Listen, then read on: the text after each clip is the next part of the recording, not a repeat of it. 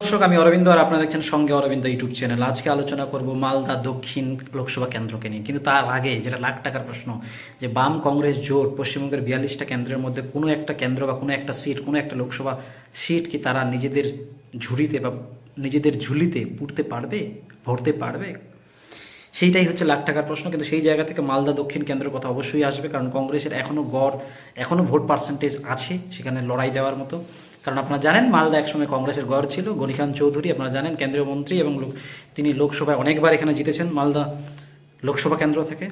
এবং গনি খান ম্যাজিক এখনও কাজ করে কি না সেটাই দেখার।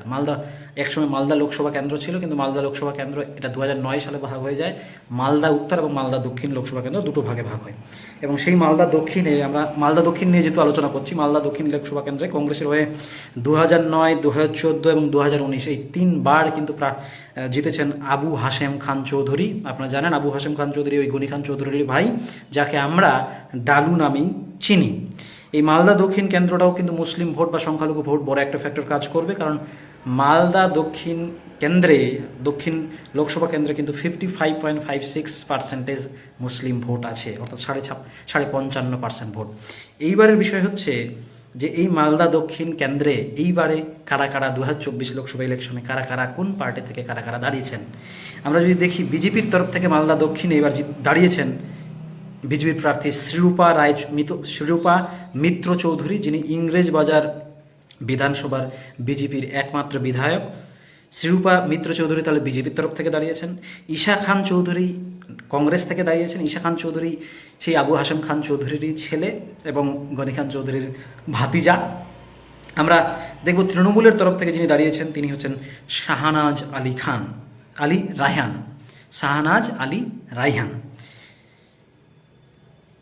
এবার সেই দিক থেকে যদি আমরা দেখি মালদা দক্ষিণ কেন্দ্রে মূলত লড়াইটা কাদের মধ্যে হতে, অনেকে বলছে যে ত্রিমুখী লড়াই হবে, বাম কংগ্রেস জোট এবং তৃণমূল এবং বিজেপির মধ্যে এই তিনটি দলের মধ্যে লড়াই হবে। কিন্তু যা দেখে মনে হচ্ছে অতীত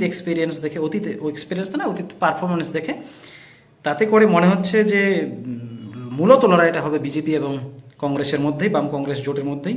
আমরা যদি আগের 2009, 2014 এবং 2019 লোকসভার একটু ডাটাটা দেখি যে কে কীভাবে কত পার্সেন্টেজ ভোট পেয়েছিল। আমরা যদি 2009 দেখি, 2009 আপনারা জানেন যেহেতু কংগ্রেসের এটা গড় ছিল, সুতরাং 2009 কংগ্রেস কিন্তু ভোট পার্সেন্টেজ পেয়েছিল প্রায় 53.5%, মানে 53.5%। সেই জায়গায় 2014 সালে কংগ্রেসের কিন্তু ভোট পার্সেন্টেজ কমে আসে, সেটা 34.8%। সেখানেও কংগ্রেস তবু জেতে। বিজেপি পেয়েছিল 2014 সালে 19.8%, আর অল ইন্ডিয়া তৃণমূল কংগ্রেস পেয়েছিল 17.6%। অর্থাৎ 2014 সালে আমরা দেখতে পাচ্ছি কংগ্রেস ফার্স্ট হয়েছিল, মানে জিতেছিলেন। সেকেন্ড পজিশনে ছিলেন বিজেপি, আর থার্ড পজিশনে ছিল তৃণমূল। এবার 2019 সালে যদি আমরা লোকসভা নির্বাচনটা দেখি, এই মালদা দক্ষিণে ইন্ডিয়ান ন্যাশনাল কংগ্রেস, সেখানে কংগ্রেস হচ্ছে 35.1% ভোট পায়। অর্থাৎ 2014 তুলনায় 2019 কংগ্রেসের ভোট পার্সেন্টেজ বেড়েছে 1% হলেও, 1% না, কাছাকাছি, এই 0.3%। আর বিজেপি যদি আমরা দেখি, বিজেপি হচ্ছে 34.4%, অর্থাৎ বিজেপি 2014 সালে ছিল 19.8%, সেই জায়গায় বিজেপি পেয়েছে 34.41%। খুব একটা হেরফের নেই, 1%-এর হেরফের কংগ্রেসের থেকে, জেতা ক্যান্ডিডেট থেকে। 2019 সালে বিজেপি কিন্তু সেকেন্ড পজিশনও ছিল এবং ভোট পার্সেন্টেজ বেড়েছে। আর অল ইন্ডিয়া তৃণমূল কংগ্রেসেরও ভোট পার্সেন্টেজ বেড়েছে, সেটা হচ্ছে 27.7%, সেখানে 2014 সালে ছিল 17.6%। তাহলে সেই দিক থেকে যদি আমরা দেখি যে খুব একটা যে হেরফের আছে সেরকম নেই, কিন্তু কাছাকাছি যেটা ভোট পার্সেন্টেজ সেটা হচ্ছে 35% আর 34%, মানে 34.5%, 35% আর 34.5%। কংগ্রেস হচ্ছে 35% আর বিজেপির হচ্ছে 34.5%। এবার দেখা যাক যে হাড্ডাহাড্ডি লড়াই হবে মালদা দক্ষিণ কেন্দ্রে বিজেপি আর বাম কংগ্রেস জোটের মধ্যে।